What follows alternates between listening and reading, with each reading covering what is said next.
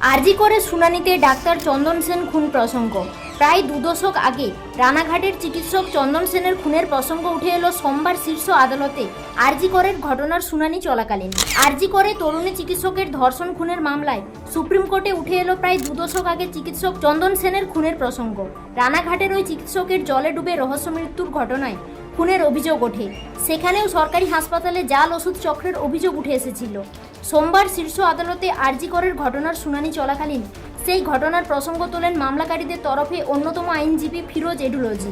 রাজ্যে বাম আমলে ওষুধ দুর্নীতির প্রসঙ্গ টেনে এডুলজি সওয়াল করেন, 2 দশক আগে রাজ্যের বিভিন্ন সরকারি হাসপাতালে বহাল ছিল জাল ওষুধ চক্র। সেই চক্রের হাল হকিকত জেনে যাওয়াতেই 2003-এর 26শে ফেব্রুয়ারি খুন হতে হয়েছিল চিকিৎসক চন্দন সেনকে। সিজিআই ডিওয়াই চন্দ্রচূড়ের এজলাসে এডুলজির দাবি, 21 বছর আগে চিকিৎসক চন্দন সেনের রহস্য মৃত্যুর ঘটনাটি চাপা দেওয়ার চেষ্টা হয়। সেই সময়েও বাংলাদেশ যোগ উঠে এসেছিল। আরজি করের ঘটনার পিছনেও পড়শি দেশে কোটি কোটি টাকার চিকিৎসা, বজ্র, পাচার চক্রের যোগ থাকতে পারে বলে সন্দেহ প্রকাশ করেন ওই আইনজীবী।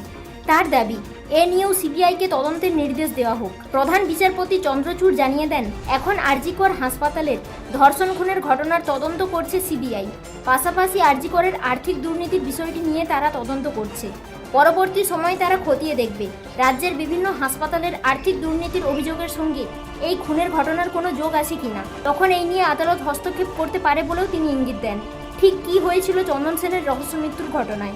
2003-এর 26শে ফেব্রুয়ারি নদিয়া রানাঘাট থেকে 5 কিলোমিটার দূরে নোকারিতে হাসপাতালের অবসরপ্রাপ্ত কর্মী সুনীল গঙ্গোপাধ্যায়ের বাড়িতে নিমন্ত্রণ রক্ষা করতে গিয়েছিলেন রানাঘাট মহকুমা হাসপাতালের শল্য চিকিৎসক চন্দন সেন।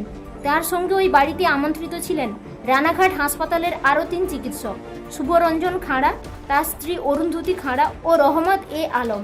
রাত 11টা নাগাদ সুনীলের বাড়ি থেকে কয়েক হাত দূরে পুকুরে চন্দনের মৃতদেহ উদ্ধার হয়।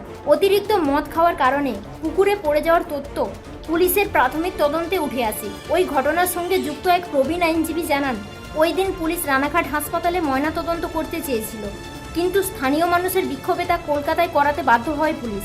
কলকাতা মেডিকেল কলেজে ময়নাতদন্তের পর জানা যায় চন্দনকে খুন করা হয়েছে। খুনের মামলায় 3 চিকিৎসক ছাড়াও যার বাড়িতে নিমন্ত্রণ রক্ষা করতে গিয়ে চন্দন মারা গিয়েছিলেন, সেই অবসরপ্রাপ্ত কর্মী সুনীল ও তার ছেলে গৌতমকে গ্রেপ্তার করে পুলিশ। অভিযোগ ওঠে, রোগীদের জন্য যা ওষুধ আসত তার বেশিরভাগটাই পিছনের দরজা দিয়ে বিক্রি করে দিত হাসপাতালের একটি চক্র।